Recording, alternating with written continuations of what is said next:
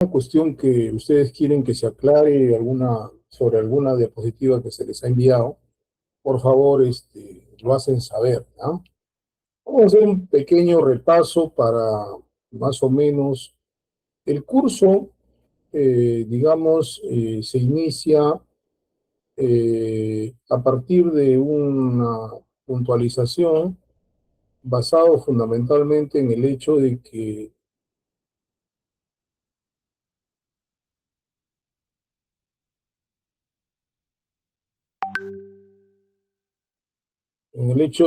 vamos a estudiar en dos partes el derecho sucesorio, ¿no? Primeramente tenemos que señalar de que, pues definitivamente, dijimos que todo arranca pues con el artículo 660, desde el momento de la muerte de una persona, ¿no? Cuando se señala que los bienes, derechos y también obligaciones que tiene el fallecido se transmiten a sus sucesores, ¿no? Eh, digamos, ese es no digamos el concepto, sino la caracterización que creo que nosotros tenemos que tenerlo muy en claro, ¿no? Primero, la muerte; segundo, de una persona; luego, la transmisión de los bienes; y finalmente, el hecho de decir que todo pasa a sus sucesores, ¿no? Eso creo que es claro, a pesar de que es una norma eh, que aparece en el artículo, en el Código Civil, el artículo 660, pero a pesar de eso, creo que es más claro que cualquier otra cosa, ¿no? Bueno, nosotros hemos dicho que eh, hay que estudiarlo de alguna manera, el derecho sucesorio, formulándolo en partes, digamos, específicas, o, digamos, porciones específicas para el mejor desarrollo de las instituciones del derecho sucesorio, ¿no? Luego, lo primero que dijimos es que vamos a hacer un inventario, un estudio de los principios generales de la sucesión, ¿no? De una manera clara. Luego hicimos hablar de las formas de sucesión, ¿no? Tenemos, lógicamente, dos formas de sucesión: la sucesión testamentaria y también la sucesión intestada, ¿no? La sucesión intestamentaria y la sucesión intestada. Ahora, dijimos que la sucesión testamentaria aquí es prácticamente lo que hemos visto en esta parte del curso, ¿no? Porque hemos desarrollado casi todos los principios. Bueno, pues es la parte medular del derecho de sucesiones. Lamentablemente, el uso de la sucesión testamentaria pues está un poco, como se dice, en franco retroceso, ¿no? Porque resulta que en los últimos tiempos, en la realidad, la sucesión testamentaria ha cedido el paso, y lo que más se está utilizando es la sucesión intestada. Ahora, pero esto es una cuestión diferente a lo que nosotros venimos a conocer del derecho de sucesión. Nosotros lo que tenemos que hacer es tener claro que la sucesión testamentaria tiene instituciones propias, instituciones que le pertenecen a la sucesión testamentaria. Lógicamente hemos visto todo lo que hemos señalado, o sea, clases, formas, ¿no? La desheredación, etcétera. Luego hemos visto la sucesión, vamos a ver la sucesión intestada, ¿no? Hablaremos de los principios generales, las diferentes expresiones de los sucesores. Eso no es muy importante porque no se va a ver, no va a ser objeto del examen. Vamos a desarrollar también el tema de la masa hereditaria, ¿no? Referido fundamentalmente a el establecimiento de la partición, la división, las cargas, las deudas, ¿no? Ahora, ¿qué podemos decir? Este es un curso donde la idea es que ustedes conozcan, o en todo caso logren aquilatar con solvencia las ideas que hay sobre cómo alcanzar o cómo pasar los bienes de una persona que se va al obituario a quienes, digamos, tienen o tienen la posibilidad de alcanzar la sucesión. Definitivamente ese es el marco, esa es la forma, esa es la manera como se establece este criterio. Ahora vamos a continuar, vamos a desarrollar ahora el siguiente o la siguiente diapositiva, ¿no? Referido fundamentalmente a la responsabilidad del heredero, ¿no? Dentro del derecho de sucesiones.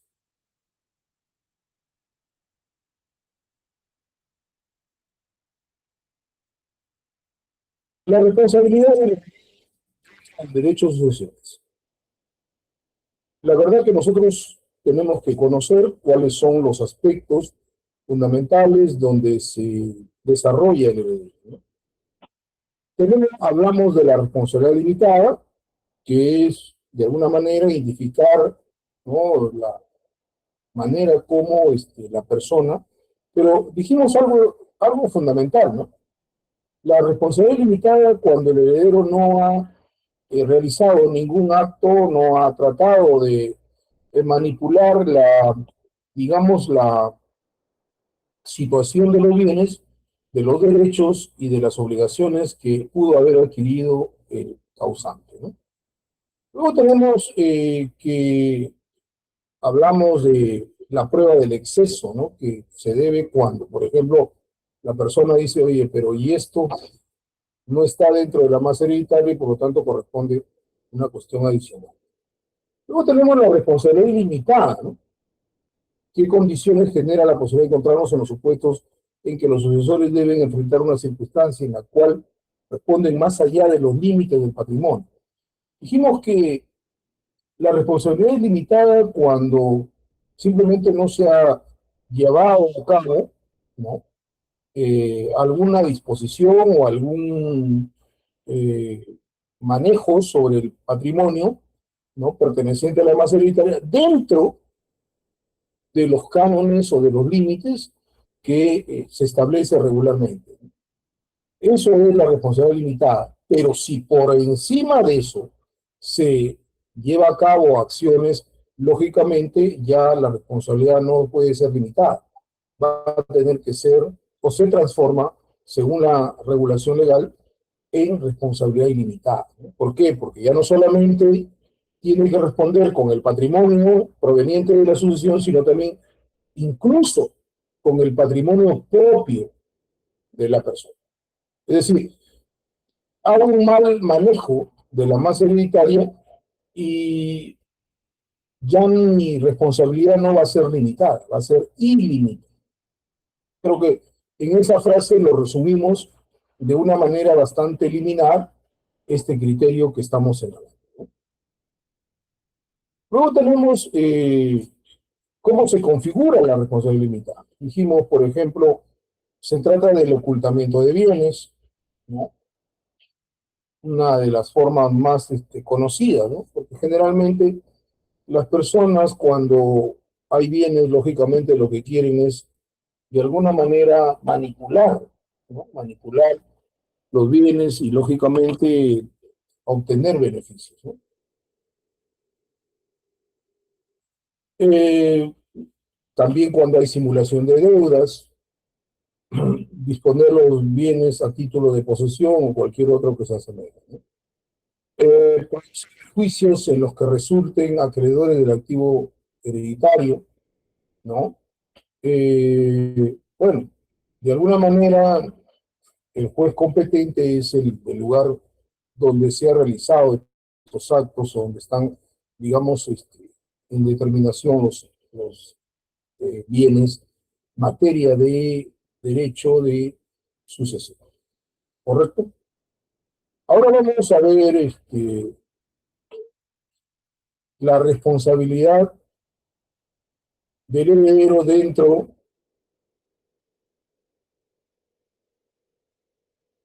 de la sucesión. Eh, ¿Cuál es el criterio que vimos en la segunda, en la tercera sesión? Vimos el caso de cuando se procede pues la acción reivindicatoria. Lógicamente, la acción reivindicatoria tiene una cualidad especial dentro del ámbito del derecho sucesorio. Procede contra la persona o personas catalogadas de terceros en virtud de no tener vínculo con el causante y herederos. Quien actúa sin buena fe, es decir, cuando se ha producido sin expresar un adecuado conocimiento de la titularidad de los bienes. La acción reivindicatoria, lógicamente, ustedes la conocen porque ustedes han llevado de los derechos reales, y dentro de los derechos reales, pues una de las acciones más, si se quiere, la más emblemática, para utilizar un término muy usado en los últimos tiempos, o la más protagónica, es la reivindicación, ¿no? Se dice que la reivindicación es, pues, el derecho que tiene la propiedad, ¿no? Pero aquí no estamos hablando de propiedad, sino el derecho de recuperar el derecho sucesorio. Y claro, alguien diría, pero doctor, cuando nosotros aprendimos eh, la reivindicación, era dentro del terreno de los derechos reales. Yo no niego eso. Estaba dentro de los derechos reales. Ahora esto está dentro del derecho sucesorio, o sea, mejor dicho, derechos, derechos personales, ¿correcto? Entonces, se trata de derechos personales, ¿no? Reivindicación. Y ya no se está reivindicando, por decir, un bien inmueble, se está reivindicando los derechos, las acciones que tenía, al que tenía derecho el heredero, ¿no? El sucesor, en términos generales. Porque si hablamos de heredero, nos estamos olvidando de lo legatario, nos estamos olvidando del heredero voluntario, etc., ¿no? Tenemos que decir simplemente a los sucesores, ¿correcto? La buena fe como excepción de la acción reivindicatoria. Definitivamente, pues, nuestro sistema, y lo explicamos en aquella ocasión, se cimenta, pues, en la buena fe, ¿no? Y la buena fe, de alguna manera, es muy importante porque permite decir, oye, mira, eh, la persona no ha actuado de mala fe. Por lo tanto, hay que tomar en cuenta su actuación. No es que haya actuado de una manera, ¿cómo podríamos decir? Tratando de favorecerse, tratando de alcanzar derechos. No, no. La persona actuó, eh, digamos, creyendo que estaba actuando bien, ¿no? O sea, creyendo que estaba defendiendo de repente la legalidad, ¿no? O en todo caso estaba defendiendo la legitimidad. Es decir, cuando la persona actúa, digamos, entre algo así como favoreciendo la legalidad o favoreciendo la legitimidad, simplemente pues lo que ocurre es que está actuando con buena fe, ¿no? Eh, Lógicamente hay que tomar en cuenta que la buena fe no solamente está protegida en el derecho civil o en el derecho privado, está protegido en todos los ámbitos del derecho, el derecho privado, el derecho, digamos, notarial, ¿no? La buena fe pública registral también, ¿no? Existe la buena fe pública en el ámbito privado, pero también en el ámbito notarial y en el ámbito registral. Es decir, es claro que la buena fe es preferir o tratar de actuar con apego a la legalidad, con apego a la legitimidad. La regla general en la acción reivindicatoria es que el heredero verdadero tiene el derecho de reivindicar el bien hereditario contra quien lo posea a título gratuito o sin título. Lógicamente, aquí hay un gran problema, porque nosotros empezamos diciendo lo siguiente, y recuerden lo que les dije al empezar a tratar el tema, ¿no? Nosotros decimos, oiga, mira, se trata de reivindicar un derecho sucesorio, Pero es que en la práctica, señores, ese derecho personal, que es el derecho a suceder, pues definitivamente se actúa o incide sobre un derecho real. Generalmente eso es lo que sucede. O sea, yo digo, yo voy a reivindicar, pero voy a reivindicar mi derecho sucesorio, pero sobre un determinado bien, ¿correcto? Eso es lo que yo quisiera que ustedes lo tengan claro, ¿no? O sea, yo voy a reivindicar un derecho personal, pero que está sujeto a la determinación que hace los derechos reales, ¿no? Así de claro. Ahora vemos la llamada acción restitutoria o indemnizatoria, ¿no? Claro, puede ser, y eso es lo que pasa en estos temas de carácter sucesorio, es que mucha gente dice, pero si ya lo vendieron la casa, ya prácticamente la casa ha pasado hasta por un cuarto dueño, ¿no? Ya, una vez una persona me decía, pero ¿qué hago, doctor, si ya la casa ha pasado hasta por un cuarto dueño? Sí, efectivamente, yo entiendo eso, ¿no? Aquí en nuestro país, lamentablemente vivimos una situación de esa envergadura, ¿no? Justamente yo he leído en los últimos tiempos, me cuesta leer el caso de Honduras, ¿no? Un país centroamericano que tiene un problema pues de esa, muy parecido al de nosotros, ¿no? Justamente en ese país y se impusieron las organizaciones criminales en Honduras, ellos han formado el gobierno de Honduras y yo creo que hay que entender que en la práctica ha sido así. El gobierno de Honduras es, digamos, la representación, o es hasta cierto punto, esa gente que de alguna manera tiene mucho que ver con las organizaciones criminales, la que ha impuesto el poder ejecutivo en Honduras, ¿no? Por lo tanto, yo he visto que me he dedicado a investigar esta realidad, ¿no? Es realmente muy parecida a la nuestra, ¿no? Pero, bueno, decíamos pues que, ¿qué pasa si no puedo reivindicar? Me queda dos acciones, ¿no? La restitutoria y la indemnizatoria, ¿no? Eh, porque puede ser, pues, mire, a ver, ¿cuándo no podemos ya reivindicar un bien? Soy heredero, le corresponde el derecho, tengo todo el derecho a ser o de intervenir en esa masa hereditaria, pero ¿cuál es el problema?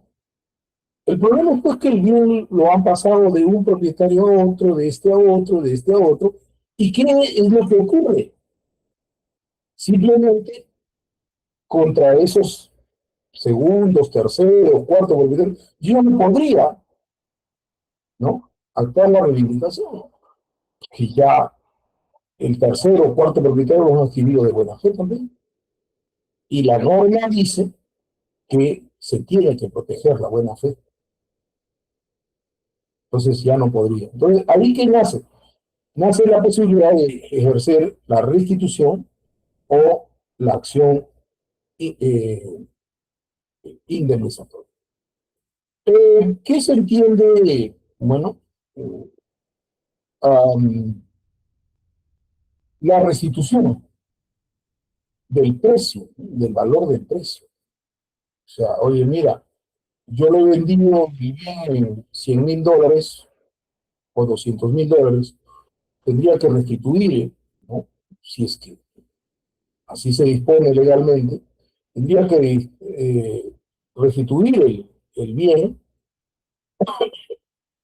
al precio que me han otorgado a mí, pues, ¿no? Porque esa es la realidad. O sea, a mí me han otorgado ese precio y yo tendría que restituir en ese precio, ¿no?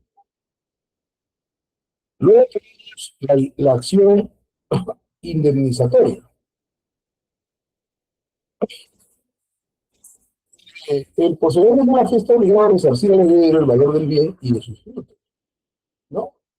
La verdad es que a veces cuando hablo así, yo recuerdo la doctrina imperante en nuestro país. Los jueces, señores, en nuestro país aparentemente no, no tienen una consolidación real de lo que se debe hacer cuando se habla de frutos. ¿Los frutos qué son? Los frutos son los beneficios que produce un bien. Imagínense pues un bien ubicado en un lugar comercial, ¿no?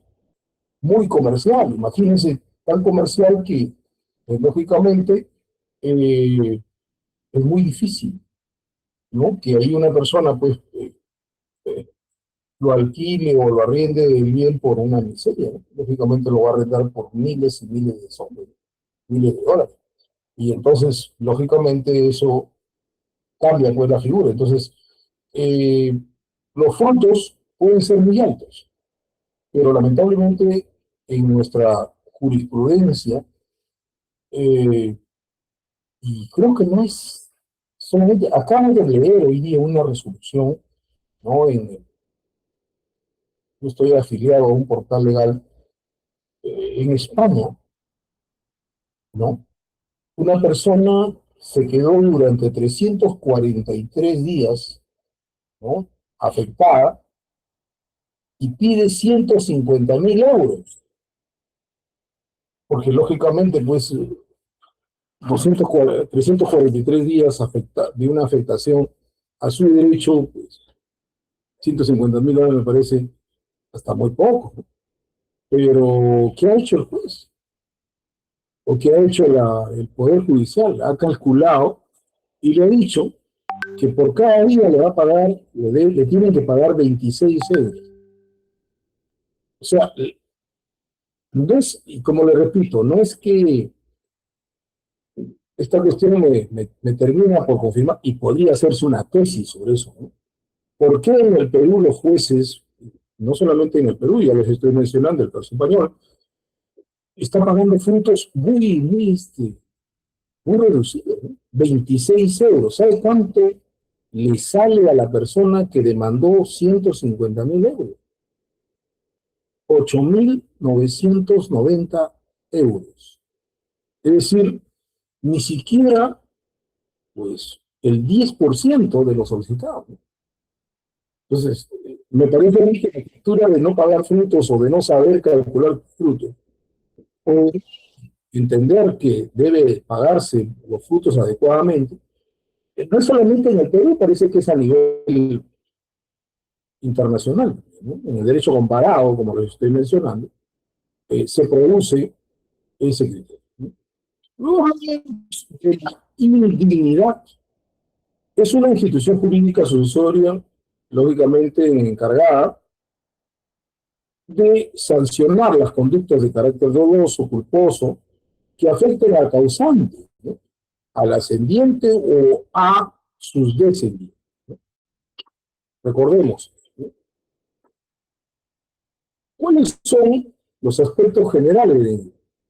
Hemos dicho, solamente se aplica a la sucesión intestada, no a la intestada. Afecta solamente a legatarios y herederos, todo tipo de herederos, forzosos, voluntarios, ¿no? Eh, con la indignidad se pierde la legítima de los herederos forzosos, ¿no?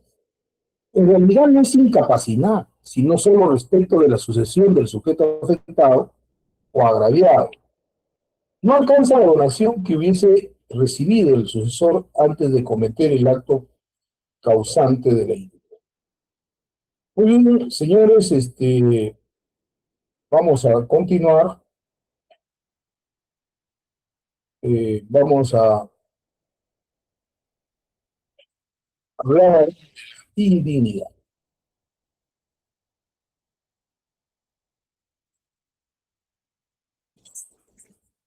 La indignidad dijimos.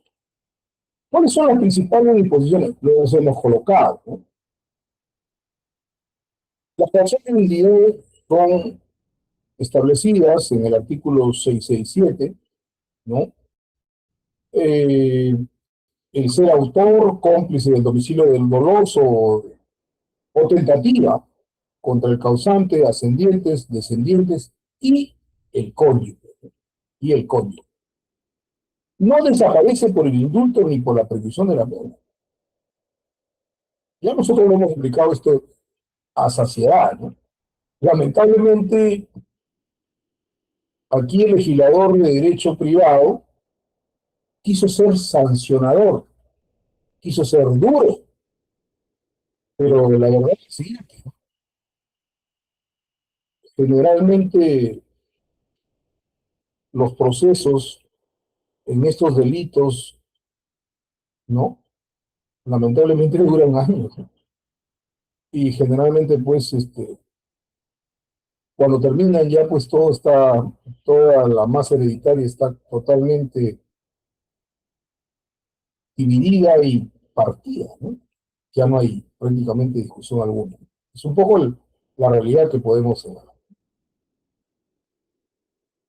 Los convenios son excluidos de la asociación de determinada persona por indignidad como herederos o como legatarios, ¿no? Ahora, aquí el gran problema es que los condenados por delito doloso en agravio del causante tienen un problema, no se expresa si tentativa, ¿no? Y yo creo que eso es muy importante porque, claro, hay tentativa, la tentativa acabada y la tentativa inacabada en el derecho penal, y lamentablemente, pues, en algunos casos han sido condenados y en otros no. Luego tenemos la denuncia calumniosa, ¿no? Son excluidos de la sucesión, ¿no? De determinada persona, este,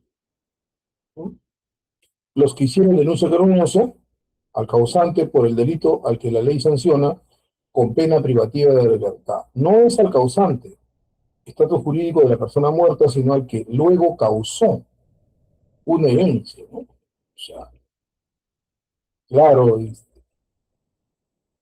la verdad es nuestro código tiene esta problemática, ¿no? Que cuando debe decir testador, hace uso de la palabra causante, ¿no? Porque lógicamente contra el causante ya no se puede cometer delito, porque se supone que el causante ya está muerto, eso lo hemos dicho varias veces. Contra quién sí se puede cometer un delito es contra el que está en la potencialidad de hacer un testamento. Lamentablemente son cosas que aparecen en nuestro código, que suman pues a ese desdén, esa falta de uso que hacen nuestra población de la sucesión testamentaria, ¿no? Porque la verdad que pues no tiene mayor incidencia, no hay mayor oportunidad, ¿no? Y eso es lo que vamos a entender. Uso de dos son excluidos de la asociación intestada determinada persona por indignidad como heredero los que usaron dolo o violencia para impedir al causante. Impedir al causante, nuevamente el código entra en una contradicción. Ahí debió ser palabra testador. Se entiende que es la consumación, el intento, ¿no? Se castiga como impropia, ¿no? O sea, de alguna manera la idea es que cuando la persona está testando no puede ser materia, no puede recibir, ¿no? Ni violencia ni dolo, ¿no? Lógicamente esa es una de las ideas importantes del sistema legislativo. El problema es que eso, para que se materialice, el problema de la materialización, ¿no? Nosotros tuvimos un presidente de nuestro país, Manuel Candamo, y alguna vez le preguntaron en el extranjero, ¿no? Porque a veces los presidentes se van al extranjero y preguntaron, oiga, pero ¿y qué pasa con el sistema jurídico peruano? ¿No tiene buenas leyes? Dijo, no, el Perú tiene muy buenas leyes. Lo que pasa es que no se cumplen. Y ese es el gran problema, ¿no? Destrucción, ocultamiento y falsificación. Dijimos pues que alguien entra en la ruta digamos, de la indignidad cuando ejecute estas conductas, ¿no? Destruir, ocultar, ¿no? Todo eso es lo que nosotros tenemos que entender es producto de esta situación en la cual nosotros nos movemos embarcados. Ahora, proceso judicial de indignidad. Lamentablemente la exclusión por indignidad del heredero debe ser declarada por sentencia, ¿no? Y nosotros sabemos que en el Perú, pues eso eh, demora, ¿no? Y a veces pues demora tanto que el heredero, en tanto no esté sentenciado, puede tomar posesión de los bienes, manejar el proceso y muchas cosas más, ¿no? Ustedes son jóvenes que ya a veces cuando estamos en clase presencial, yo les he dicho muchas cosas, ¿no? Ahora estamos por la vía virtual y creo que no podemos decir mucho porque esto queda grabado, ¿no? Plazo de prescripción. Aquí viene la cereza del pastel, ¿no? Un proceso de indignidad prescribe al año de haber entrado el indigno en posesión de la herencia o del legado. ¿Qué quiere decir? Entra la persona, está procesada, las conductas que ya hemos señalado, y si cruza el plazo de un año, ¿qué va a pasar? Va a tener exoneración, va a ser exonerado de responsabilidad. Yo pregunto, ¿está bien eso? Yo creo que no, ¿no? Yo creo que tenemos que ser sinceros de que eso... Uy, perdón, perdón.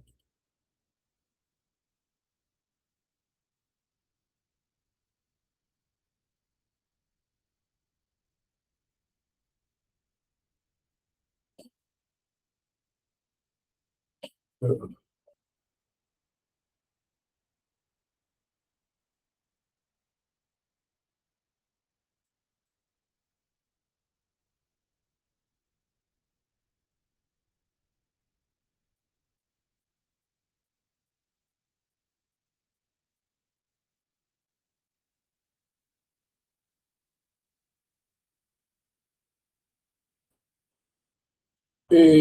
Lo dijimos que el plazo de prevención, la verdad que es una cuestión que la verdad no se entiende por qué tan ínfimo es el plazo, ¿no?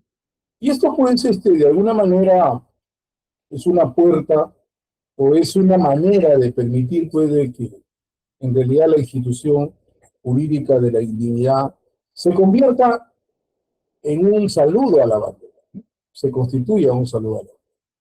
Y creo que de eso no se trata. Ahora vamos a ver otro tema, consecuencias de la declaración de indignidad, ¿no?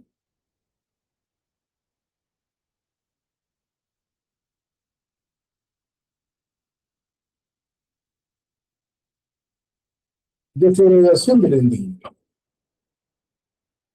Puede desheredarse por indignidad su heredero forzoso de acuerdo a la regla de la desheredación. Si el causante lo quiere decir es que ya causó sucesión. Eso, son errores que, claro, uno diría, pero profesor, eso es un error material. Bueno, muy bien, sí. No digo que sea error material. Sin embargo, cuando se pronuncia una regla, una norma tiene que hacerse correcta. Y lamentablemente, no es lo mismo decir causante que decir estado. Definitivamente es que no se puede. Perdón del indigno. Se puede perdonar al indigno, de acuerdo con, ¿no? Eh, el indigno puede ser perdonado, se perdona la ofensa al heredero, al testador, ¿no? Y perdonar la indignidad en el sentido de rehabilitar efectos jurídicos sucesorios. Así, por ejemplo, puede ocurrir que el testador señale en su testamento que perdona el indigno todo el perjuicio que éste le causó por su conducta, pero sin que tal declaración signifique la rehabilitación sucesoria. O sea, oye, le dice, ya no vas a ser indigno, pero simplemente no te voy a otorgar derechos sucesorios. O sea, no te voy a entregar la habilitación, no voy a rehabilitarte en la posesión de los bienes sucesorios, ¿no? Visión adicional del perdón. La declaración del perdón puede hacerse bajo cualquier modalidad testamentaria admitida en nuestra legislación. Se entiende que este Nuevo Testamento debe ser válido. La desheredación puede quedar revocada por escritura pública, lo que supone que por tanto también puede por escritura pública perdonársela. Si la norma dice, lógicamente, no hay mayor inconveniente. Carácter personal de la dignidad. Aquí lo resumimos en un término. Lo que le sucede al indigno, eso no se transmite a sus herederos. Sus herederos pueden pedir sus derechos, pueden, digamos, solicitar, asumir la titularidad del dominio de los derechos del indigno, ¿no? De quien así lo declaró. Entonces, eso tenemos que tenerlo muy en cuenta, ¿no? Eh, un ratito. ¿Aló? ¿Aló? Sí. Recuérdanos, del mercado modelo. Ya, dime.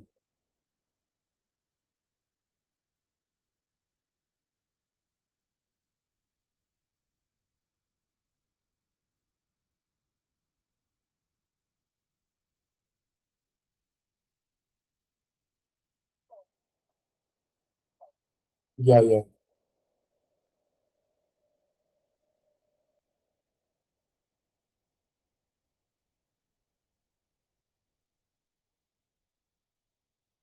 Oye, hermano, ¿te puedo llamar 8:30?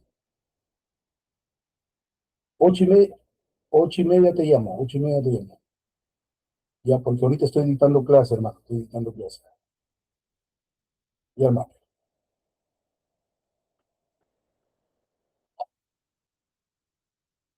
Entonces, señores, prohibición de aplicar la individual a los menores de edad. Lógicamente, los menores de edad, bueno, son prescripciones muy favorables y eso creo que es muy importante que tenemos que tener en cuenta, que siempre en el sistema jurídico se trata de, digamos, de desarrollar la idea de que los menores de edad, los ancianos no tengan derecho.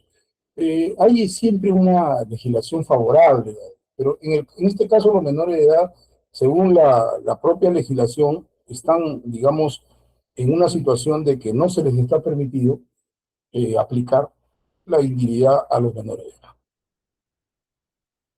Efectos de la declaración de indignidad. El indigno queda obligado a restituir a la masa los bienes hereditarios. Bueno, pero hemos dicho claramente, ¿no?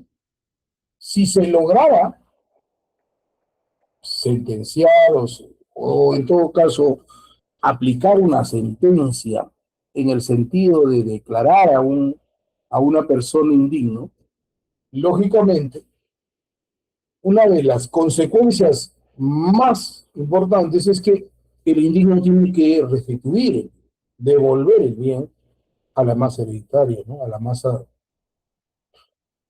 ¿no?, establecida. ¿Para qué? Para que lógicamente los herederos puedan tener o acrecentar incluso el derecho si que fuera necesario. Reintegrar los frutos, efectivamente. No solamente, y aquí vuelvo algunos dicen pues que a veces uno es incisivo, pero le digo con franqueza, ¿no? La norma dice que hay que reintegrar los frutos. Muy bien, pues aquí tenemos que reintegrar los frutos. Consiste en devolver los frutos percibidos, ¿no? El indigno queda excluido de la sucesión, según, y por tanto queda obligado, de manera muy clara, ¿no?, a devolver los bienes, ¿no?, y por lo tanto devolver también los frutos. Pero en nuestro sistema legal, y eso quisiera que, bueno, si alguien tiene todavía, no tiene tema de tesis, por ejemplo, hacer una investigación sobre el tema del pago de frutos, ¿no?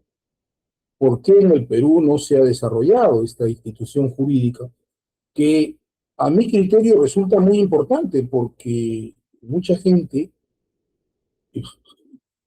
a veces pues no, este, no desarrolla, no tiene y preocupación sobre esa temática. ¿Y qué es lo que sucede? Generalmente no se puede, digamos, de alguna manera decidir exactamente sobre qué se debe hacer, ¿no? Y no se tiene claro cómo es el pago de los frutos. Eso es muy claro. Enajenación de bienes y resarcimiento. Supongamos que, como lo dijimos, ¿no? Mm, lo haya enajenado los bienes, ¿no? Lo haya vendido, ya no le pertenezca. Lógicamente, lo que tiene que hacer el indigno es resarcir el valor de los bienes, ¿no? Restituyendo, ¿no? Cuando, no sé, puede descubrirse, oye, mira, este señor vendió la propiedad en tanto, ¿no? Pues sí, pero lo vendió pues en un precio subvaluado, ¿no? ¿Por qué? Porque mucha gente lo hace ¿para qué? Para evitar y decir, oye, mira, no, yo no, yo simplemente esto lo vendí porque así es simple, yo lo vendí porque necesito y se acabó, ¿no? Mucha gente dice, ¿no? Este, yo lo necesito y punto, ¿no? Entonces yo creo que la cosa es muy clara, ¿no? Resarcir los bienes significa traerlos de nuevo al, ¿no? al, al patrimonio, ¿no? Así es.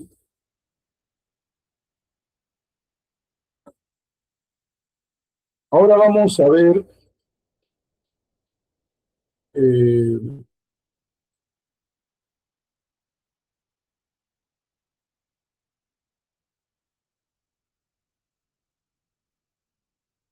referido a la aceptación de la herencia.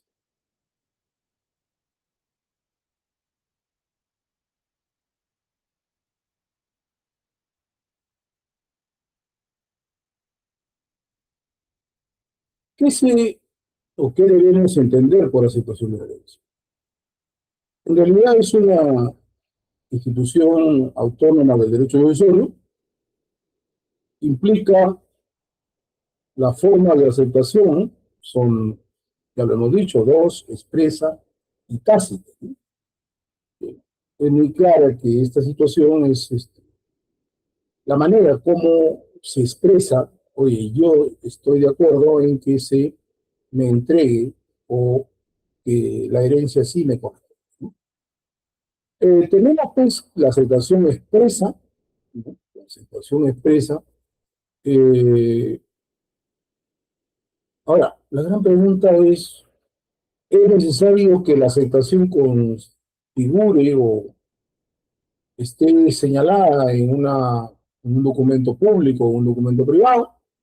Yo creo que eso es muy trascendente, ¿no? Muy importante tomarlo en cuenta, ¿no? Tomarlo en cuenta.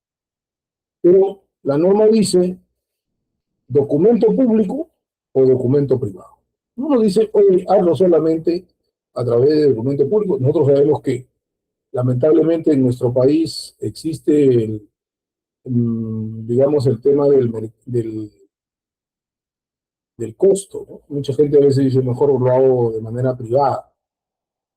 Sí, pues, la verdad que es que eso es la constante, ¿no? No sé si en algún momento entenderemos, ¿no? Yo por eso siempre recomendaré eh, ese famoso libro de historia de los Estados Unidos, la otra historia de Estados Unidos, ¿no? De Howard Sidney, ¿no? Porque ahí ustedes van a encontrar que, digamos, los datos, la forma, ¿no?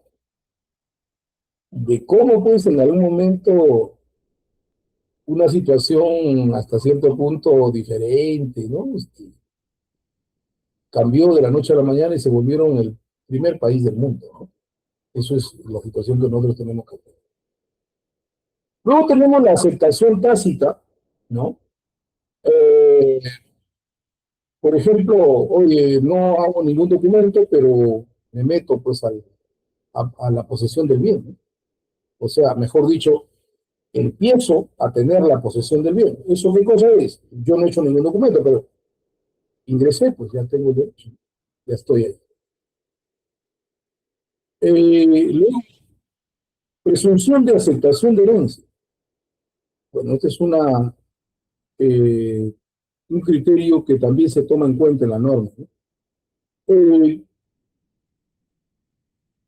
Lógicamente, se presume la aceptación de herencia cuando se deja pasar el plazo, ¿no? Se debe entender una realidad como una institución jurídica destinada a configurar la ficción del que realiza una acción de este tipo de naturaleza, ¿no? El plazo para renunciar, establecido en la norma, es de 3 meses, si la persona del heredero se encuentra en la República. Eh, Ahora, lógicamente, si se encuentra en el extranjero, este plazo se duplica, 6 meses, ¿no?